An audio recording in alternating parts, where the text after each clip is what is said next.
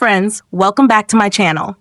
In today's video, I'm going to show you how to turn off the keyboard typing sound in the Samsung Galaxy F55.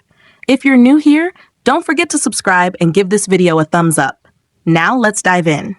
Step 1. First, unlock your phone and open the Settings application.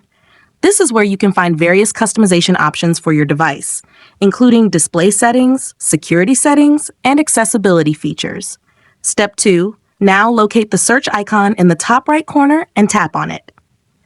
The search feature makes it much easier to find specific options without having to scroll through multiple menus manually. Step 3. In the search bar, type System Sound and wait for the results to appear. This will bring up relevant options related to sound settings on your device. Step 4. After performing the search, find the System Sound option from the search results and tap on it. Choose the System Sound option again. Step 5. For the last and most important step, locate the Samsung keyboard option. Unfortunately, this setting is turned on, which is why you hear a sound every time you type. So, tap the Samsung keyboard option to turn it off. If you found this tutorial helpful, don't forget to give it a thumbs up and subscribe to my channel for more great tips.